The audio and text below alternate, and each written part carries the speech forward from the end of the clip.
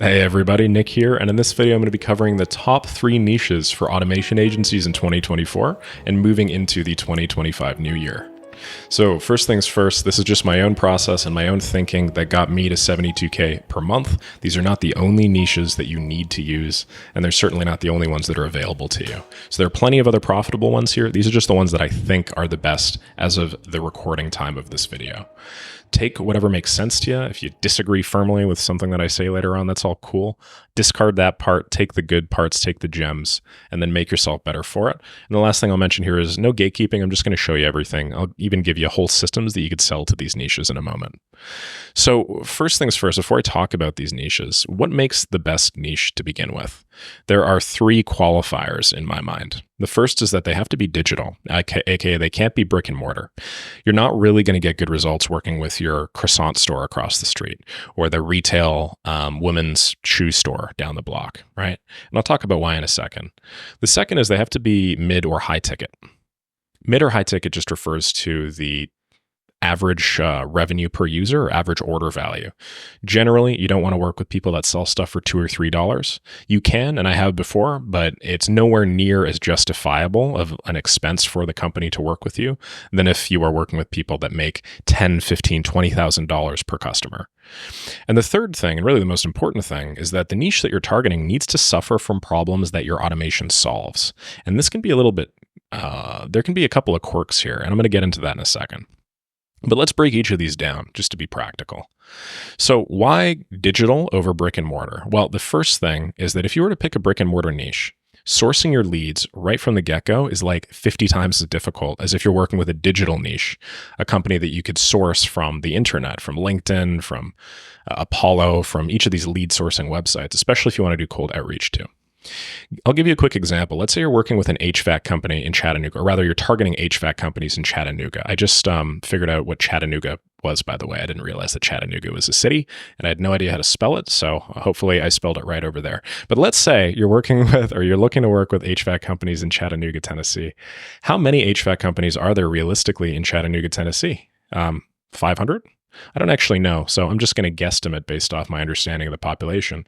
If there are 500 worthwhile HVAC companies to work with in Chattanooga, Tennessee, how many of those companies' contact information do you think you can get? Maybe 200 or so. So you essentially have a lead pool of 200 people to go after. Now, how long do you think it's going to take to test your offer, to refine the best way to pitch this thing, right? Could take you weeks, could take you months, could take you tens of thousands of contacts to really hit like offer market fit. If you only have 200 to play around with, you're not going to get the best results because you're not going to know what's going to work for them. Your lead generation is therefore going to be much shittier, and so will your project management or fulfillment because you won't have a lot of practice essentially working with companies like this. So sourcing leads is way harder if it's like a local business, so I like to avoid that entirely. I'm not saying you can't make it work, you can. There's just no reason why we have to be playing this video game on extreme difficulty when we could be playing it on easy instead. The second big problem is that clients often don't understand the value of automation or are skeptical. I'm not saying that people that work at brick and mortar businesses or people that own them are necessarily less technological or like less adept with these technologies, but I do find on average that they tend to be. And the reason why is because they just don't have to work with these technologies on a daily basis, right? If you're running a croissant store, I mean, how often do you really need to like learn about cold email software or CRMs, right? You probably have an order management system just out of the box provided for you by maybe the company that runs your payment processor or something like that. They're just 3 or 4 big ERP systems for croissants. I don't know. So the point I'm making is they don't really know enough about the industry to see the value as directly as somebody that is digital, because somebody that's digital, you know, they work with ChatGPT probably on a daily basis. They understand how Claude works. They understand the value of these LLMs just a little bit more intuitively. The third big problem is that budgets are often smaller since their own reach is limited. Have you ever asked yourself how much these companies actually make per month? Like that croissant store, that like retail shoe store that I'm talking about here? The vast majority of these businesses do not make much money and they have very thin margins. It's going to be very difficult for them to justify paying money to you, even if you could deliver some outsized result. So their budgets are smaller. I mean, you know, why work with somebody that's making $20,000 a month that if you were to be paid $5K, that's a quarter of their whole revenue, when you could be working with somebody that's making $100K a month, then your $5K is only 5% of their revenue. I mentioned that it's a pain in the ass working with technologically inept people. It is. This isn't the biggest part by any means, but it's certainly a pain in my ass. So I like to work with people that at least understand, like, how to log into their Gmail and work with their Outlook and that sort of stuff. And really, my bottom line here is just the internet is where money changes hands in 2024. And because it's where money changes hands, it's where you should be. You should be working on the internet. You're working with automation tools, which typically work very well with the internet. They're all interconnected. So it's logical that you would get your customers on the internet as well. If you just contrast that with digital, I'll just spend a second on this. You could source tens of thousands of leads within a few days for just a couple $100s. That is insane. Since clients work online, they're typically more problem aware, aka they'll instinctively get your automation. And because their budgets are often bigger, because people are often more forward thinking and ambitious, their networks are larger for referral purposes, they tend to use the tools that you sell. It's just a lot easier to get up and running with them. And so this is like my main qualifier when I'm selecting niches and when I'm looking for niches to work with. Now, onto the mid and high ticket. When you work with people that charge a lot of money per customer, you have 3 or 4 types of leverage. The first is that you have sales leverage. Acquiring a single new customer for your client often justifies your own expense for months and or years. I'll give you an example with a company that I work with, just a run-of-the-mill marketing agency. If they sign one client, they make $35,000 a year. My expense for them is about $4,000 or $5,000 a month. It depends. Sometimes I charge them a little bit extra. So if you think about it, my annual fee is, about $48,000 to $50,000 working with that client. And then if I just get them 2 customers, literally just 2 customers, they're already making money on their investment with me. So how easy is it to get 2 customers? Obviously, that depends on your niche, but mathematically, it's usually a lot easier than, let's say, getting 1,000 customers at a lower price point. So acquiring a single customer for you gives you tons of sales leverage. It gives the company tons of sales leverage. That's why mid and high ticket rocks. The second is people leverage. Since mid and high ticket usually offers usually involve a lot of people, like to fulfill. If you're charging somebody $40,000, $50,000 a year, often there's a fair amount of work that needs to go into that. Automation has the potential to make a big difference, at least in their fulfillment, in their gross margins, and like their cost of goods sold, if you guys are familiar with that term. So you get a lot of people leverage as well. Opportunities, mid and high ticket offers make a lot of money. All right. I say that a few sales per month typically equate to about 7 figures. Very true. So there's also a lot more referral opportunity for you. These people are typically better, well connected. They typically have a lot more money to spend, and people that have more money to spend tend to corroborate with other people that have more money to spend. They tend to be more meaningful, just kind of better for your career. And then the budgets are often higher. People are more professional. Guys that work with people that make, $10,000, $15,000, $20,000 per sale just tend to kind of get their shit together, if that makes sense. They don't have to deal with a lowest common denominator sort of consumer. They typically deal with people that are sort of on like a different level, if you want to put it that way. And so their thinking are different. The quality of the work that you're going to do with them tends to be different. And I personally find it's just a lot more streamlined. Okay, the last thing I'm going to mention before we dive into these 3 niches are the problems that they need to suffer from. So this isn't an exhaustive list of all of the problems that companies can suffer from, but it's certainly a list of problems that I look for in the niches that I want to work with. The first big problem, and sort of an umbrella, is that they don't have enough money, so their sales and marketing blows. So this might mean that they struggle with lead gen, they struggle with sales admin. Sales admin here refers to stuff like how much time is their team spending on proposals? How much time is their team spending doing routine data entry or logging things in a CRM that maybe do or do not need to be logged? How much time do they spend on forms, right? If the team struggles with follow-ups, if the niche struggles with invoicing or software, if this industry usually doesn't have data visualization, no dashboards, no charts. If they have poor quality inbound flows, right? Maybe their marketing sucks. Their PPC campaigns are poorly structured, and so they don't have, maybe a good chatbot system. They don't have good social media management. They don't have good reputation management. These are all things that I look for. And usually the way that I do it is I'll just find like 50 companies in a niche that I will source completely at random. And I'll just look really quickly to see what their website looks like, what their problems look like, how they're sourcing their leads. And I'll sort of make a determination that way. Obviously, we can only really intuit. All of this is anecdotal, but providing yourself with more data does allow you to make a better result, however anecdotal it is. The second is not enough manpower on the fulfillment side of things. So we just talked about sales and marketing. What about your ability to actually do the project once you land it? I look for niches that have no or poor project management systems. I look for ones that typically have very complex org charts. Org chart just refers to the distribution of people in a business, right? CEO, CTO, COO, maybe a director of marketing, director of sales. I look for people with these really bloated org charts typically, where they don't necessarily need to be anywhere near as bloated, but they are just because that's how the niche does things. I look for niches that do menial tasks that take up a lot of time. There are a lot of niches that work with spreadsheets on a daily basis, but they're only really uncovering 10% of the power of those spreadsheets. Those are exactly the sorts of people you want to work with. I look for niches that typically don't have good SOPs. I look for new niches that aren't very established where there aren't SOPs for tasks. Then I look for niches that have fulfillment processes that could be automated with AI but aren't.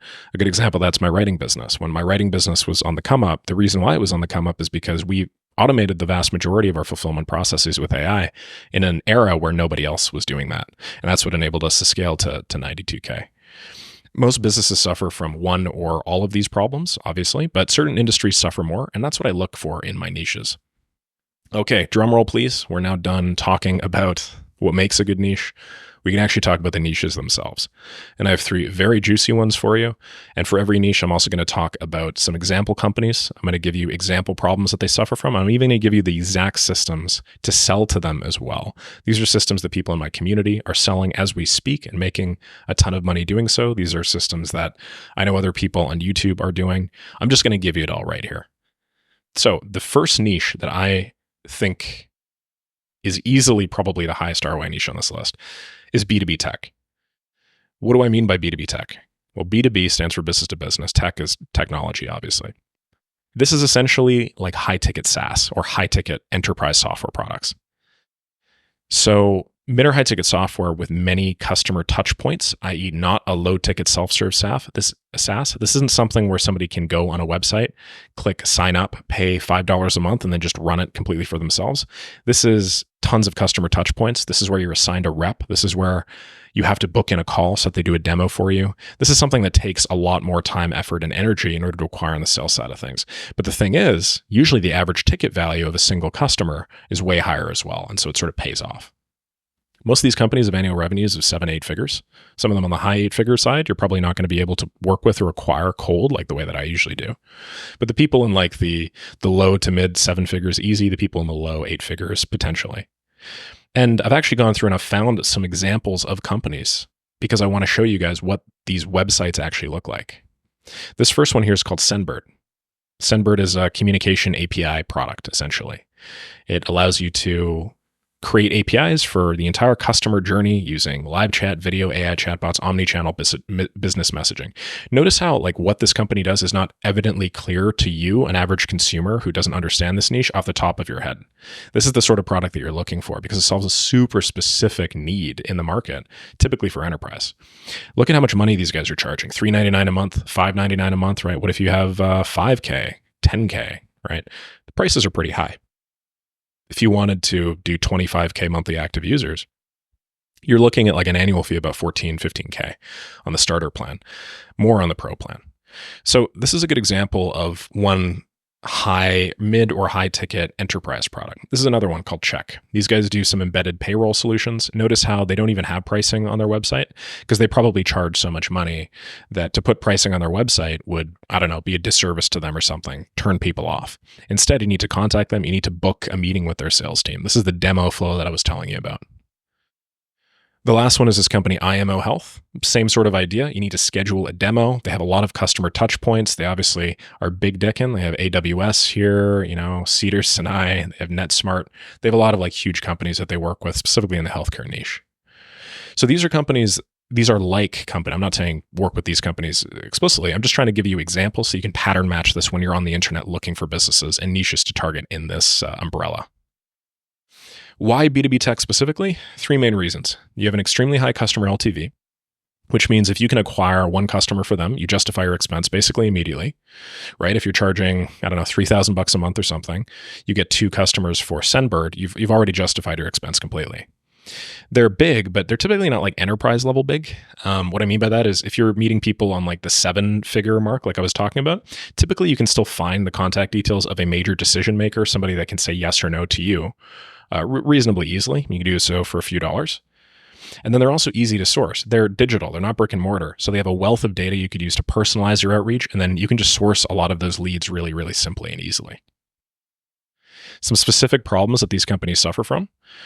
Lead gen is a big one. In my experience, any of these like mid to high ticket B2B tech companies that are founded more than a few years ago, they often rely on really crappy, bloated sales teams, outdated outreach products. We're talking outreach products that cost them $2,000 or $3,000 a month to operate.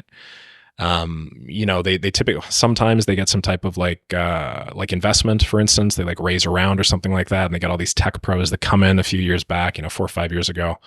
I've worked with tons of companies that have received investment 4 or 5 years ago. And this is just a pattern that I'm seeing where they'll just buy like a really expensive software stack because that's what the director of marketing at this bloated ass company is used to using. And so essentially what happens is these aforementioned sales or marketing products are often super expensive. So you can just justify your monthly retainer in month one by saying, hey, why are you using this? Right? Like, why are you using this? Why don't we use this? This will instantly save you, $2,000 a month or something like that. And, if you're charging $2,000 to $4,000 a month, you can see how it's a very simple proposition for you. You're almost like an IT consultant at that point. Granted, a lot of them also have very complicated internal fulfillment processes. So these companies often have software engineers because they need people to work on their product. It's a B2B tech product. It's kind of like a mid-high ticket SaaS, right? But even though they have software developers and software engineers, what a lot of them lack is they lack a business engineer. And the business engineer's purpose is our purpose. It's to work on everything surrounding the product itself. It's to work on the infrastructure of the company. It's to work on optimizing the sales process. It's to work on optimizing the marketing process. It's to work on building systems that automate large chunks of their work. And so they have software engineers for their product. They have product engineers, but they don't have people that work around the product, on the delivery mechanism of the product, the vehicle they're in. And even if they do, these people don't tend to understand automation. So what systems would I sell them? I'll give you the exact systems. I would sell, this is going to be a common thing on my list, by the way. I'm going to sell my cold email lead gen system. Absolutely. If I was working with one of these companies and they were paying me $3,000, $4,000, $5,000 a month, this is exactly what I would do. Day one, I'd buy 10 domains. I'd link 30 mailboxes to Smart Leader instantly. I have links in the description if you need them. I'd start warming them up ASAP. I'd source 4,000 leads. By the end of month one, if you do this right, if you warm up between 2 to 3 weeks and then you send emails immediately, you will have reached out to all 4,000 leads.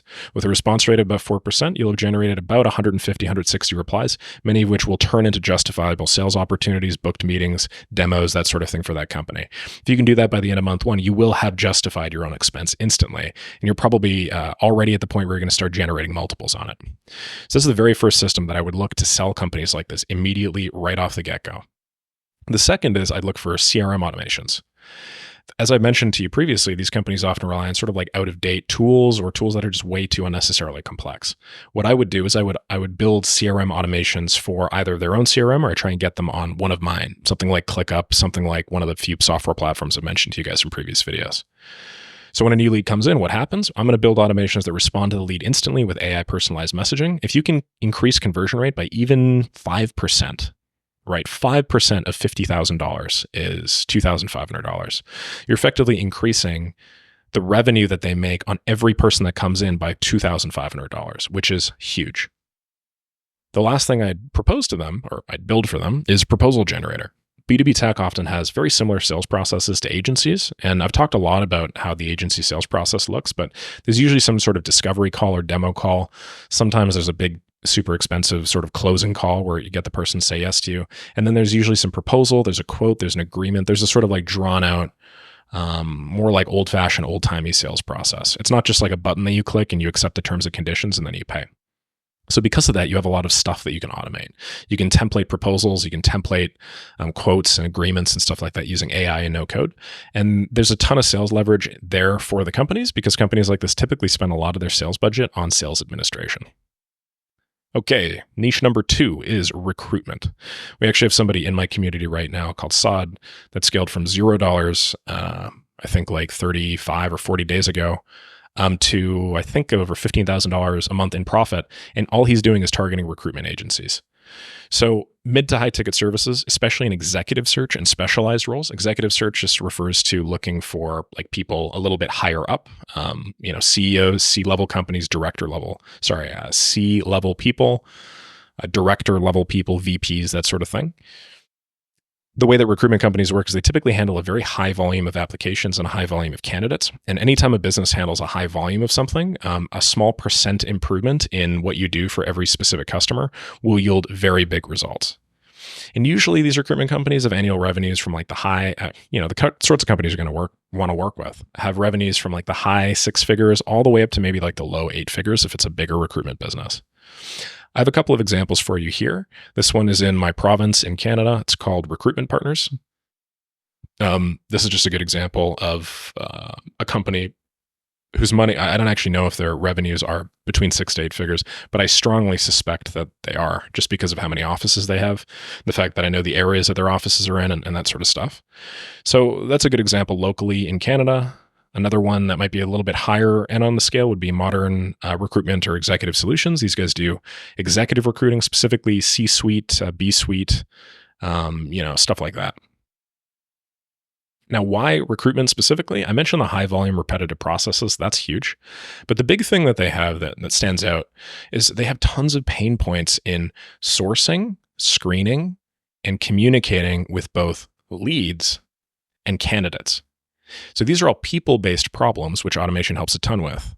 But they're also outreach-based problems, which you can leverage the systems that I've talked about before to sell tons of. Outreach-based problems mean these are problems typically in how communication is managed, how people are contacted for the very first time, cold email, cold DMs, that sort of thing. The last thing is they're a digital-first industry, and they're very accustomed to using various software tools. Recruitment companies typically have a very, very big software stack. And so recruitment is a fantastic industry to be in, and I'd highly recommend you at least try or check this out. The specific problems they suffer from, just to itemize: lead gen. Recruitment companies struggle with consistently finding new clients or job openings. Job openings meaning like job openings for them. They look for companies that want to place people in a specific role, and then they say, hey, listen, let me place that for you. Older firms especially rely on very outdated methods like expensive job board subscriptions. I find these very silly. You can pay several $1,000s a month for these things, and they yield you basically nothing. The second is time-consuming candidate sourcing. Recruiters will spend tons of time to manually search through LinkedIn, job boards, tons of like databases in different niches, like programmers, C# developers, that sort of thing, to find potential candidates. This is pretty inefficient, and there are much easier ways to access a much larger candidate quantity list that may be a little bit lower quality, but the law of large numbers works in your favor. The last thing is they typically have very poor candidate communication. They have very poor follow-ups. Keeping all candidates informed about their application status, where they are in the pipeline, especially people that aren't selected, is important, but almost everybody neglects it because it's just simply infeasible if you're processing several hundred candidates at a time. I talk about this leading to negative employer brand and missed opportunities for future placements. I think that's reasonably straightforward. You can solve all this with automation. You could have a pipeline with a bunch of stages. You could have it so that when somebody moves from one stage to another, they're automatically notified of their placement in that stage. I've built these systems out for a couple of recruitment companies myself. This provides a ton of leverage. Here are the systems that you could sell them, or at least some systems. The first is a cold email lead gen system. Again, I'm going to go buy 10 domains, link 30 mailboxes, start warming them up, source 4K leads, and then reach out to those people.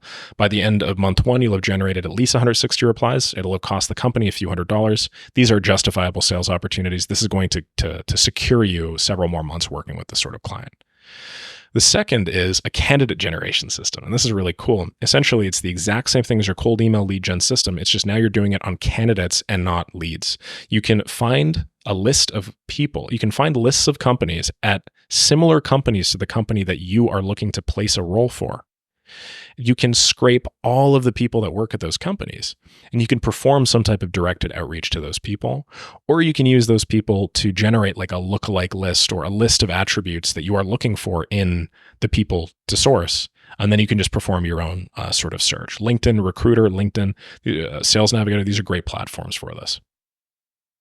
The third is automated resume screening. This isn't just resume screening, mind you. You could actually feed in all of the responses to their proposal or application processes into AI. You could have them go through everything holistically, just dump it all out in text, have them tell you whether this person's qualified or at least the sort of person that you're looking for. Tons of older recruitment companies do what's called keyword matching, which is where they literally just look for the presence of a word in a resume or a CV. It's outdated. More companies are now using AI to read through stuff like that, but there's still a lot of potential and opportunity out there. So I'd encourage you guys to give that a try. And the last is a dashboard. Because recruitment agencies deal with large numbers, so many candidates, many job openings, visualizing this data and using it, like you have a lot of opportunity to make your company better when you have a lot of data. But the vast majority of recruitment agencies at all levels, 6 to 8 figures, typically don't take advantage of that anywhere near as well as they should be. So you can very easily create comprehensive dashboards that visualize recruitment metrics, the number of people placed, the pipeline value of the leads in their pipeline, who needs to be followed up with, who's doing their job, who's not, the average cost of a new lead per recruiter. You could break things down that way. There's tons of leverage in that industry. All right, niche number 3 is creative agencies. And I actually created an example for this in my community where I created a company that targets specifically creative agencies, then actually went and I got a customer for them. So I'm very familiar with this niche. I've worked with a few in my time, the most recent being literally, like 2.5, 3 weeks ago, something like that. So creative agencies are mid to high ticket services that offer various creative solutions. Obviously, they offer some type of creative, so design, but they also tend to do marketing. They tend to do advertising. They tend to do like PPC campaigns, that sort of thing now. Just a holistic creative service. Most of these agencies manage multiple client projects simultaneously. Most of them are also extraordinarily disorganized, so there's a lot of added value in you coming in and cleaning shit up. And they often have a mix of retainer and then project-based revenue models, with revenues typically in the 6 to 8 figure range. I'll show you a couple examples as usual. The first is C2 Creative Studio. This is an independent brand strategy and design team in Chicago. This is the sort of website for the sort of company that I would be looking to work with. So you see they're nice and clean. They're obviously very handsome fellas. And then, you can schedule a discovery call that way. So this is something that you could very easily do outreach for, and you could get a lot of customers. Also something you could easily build CRMs or project management systems or that sort of thing. This is another one called Nosy. And then this is a last one called Havas. And as you see, these are creative, right? There's a reason they're creative agencies, because the websites are creative. The art is, creative.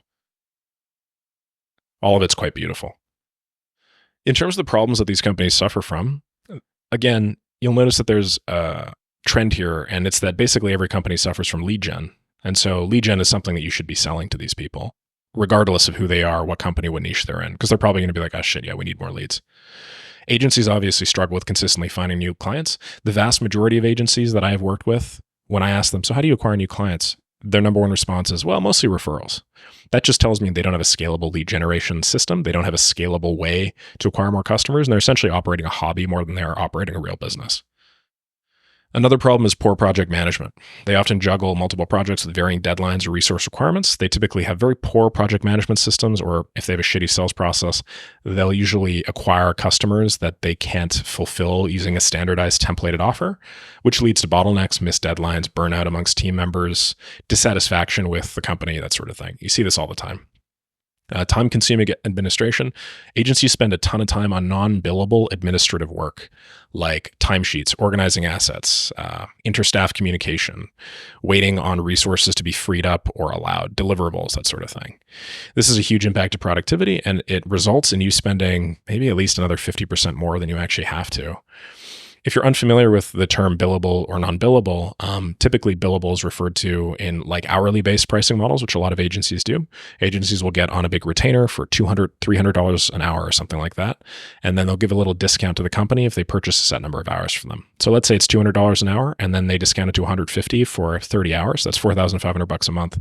Well, there's billable work, which is typically working on systems. And then there's working on deliverables. And then there's non-billable work, which is stuff like filling out timesheets, organize your own assets, basically internal work that you don't show to the customer or client. And so it's this internal work that ends up being time consuming. And since you're not making money on it, obviously you want to minimize it however possible. The last thing is difficulty in tracking your billable hours, difficulty in invoicing, because a lot of them have like super drawn out invoicing procedures that are all like net 30 terms, just a massive pain in the ass. Creative work often involves tons of these small tasks and iterations that are hard to track, which leads to undercharging for services, scope creep, and difficulty, I mentioned here, in assessing the true profitability of projects or clients. Here are some systems that I would sell to them. And I have sold all of these systems to creative agencies before, as well as basically every other company on this list.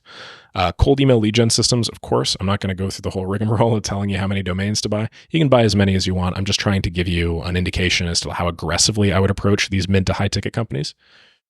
A really important one is AI-powered fulfillment and project management. I would build out custom project management pipelines for that industry, whatever their service offerings are. So if they have 3 service lines, if they do like, I I don't know, they have like an all-in-one creative agency management thing, which is $15,000 a month. And then they have some other thing that's like a $3,000 a month, like ad creative package. And then they have some other thing that's a big social media management package. I built a custom pipeline for each of those. Okay. So I'd have like a service line pipeline for, the organic stuff, one for the PPC stuff, one for the all-in-one. And with every step, I would use artificial intelligence to template out resources for the team based off the input that the client gave them via a brief or something like that. You could easily do half or more of the work for any sort of text-based task, probably less for like a visual task still, although AI art and AI designs are getting quite good quite quickly. So you could always build the infrastructure in there knowing that that's going to arrive quite soon. But any text-based task, you could easily automate more than half of. I do it at my own company, 1 Second Copy. It's one of the reasons why we're able to scale so quickly. I'd also automate their time tracking and automate their invoicing. Literally just getting one of these companies on Stripe is usually huge. I know it's silly, but a lot of these companies that make, $50,000, $100,000 a month, they're just using really outdated payment processors that maybe charge them like 2.5% instead of 2.9%, but end up taking the founder or the directors like 30 hours a month or something, organizing, invoicing, talking to customers, collecting. Complete and utter waste of time. So what I would do is I track billable hours directly in their PM system, and I just build them out like an automated invoicing procedure where I count up the number of hours that my team has spent on the task that are billable versus non-billable if you're charging somebody hourly. Then I multiply it by the hourly rate on like some other column, and then I'd send them the invoice, and I'd actually automatically bill them and then just send them a receipt. But if they want me to manually, send them the invoice, I'd manually send them an invoice. And then when they pay, assuming that I have some structure in place where I've guaranteed my margins, I'd then probably pre-draft invoices from my team to me if I'm working with contractors, something like that. The last thing is client communications and PM. A lot of these companies would do really well with like a DesignJoy-like system. DesignJoy was operated by, I believe his name is Brett Larson or something like that. I might be mistaken on that last name, but essentially he rose to prominence because he was a one-man like design shop. And the way that he managed his clients was sort of novel, where he gave all of his clients a Trello board. And then he said, hey, if you want to assign me a new project, all you need to do is create a new task in this Trello board. So you could create a client communication or project management system like this, where your clients actually control the things that they give to you.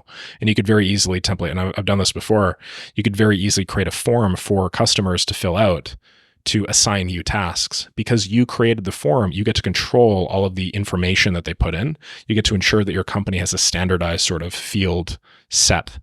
And that also makes it very easy for you to automate your work too.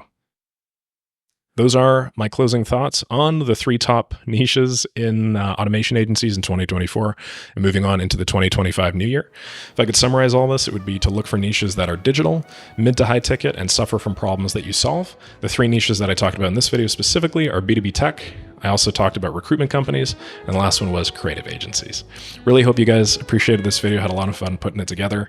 I'd love it if you guys could like, subscribe, leave a comment down below if you have any requests for future videos, or if you guys have anything that you wanted to say about this one. Thanks so much for watching. Have a great rest of the day, and looking forward to the next one.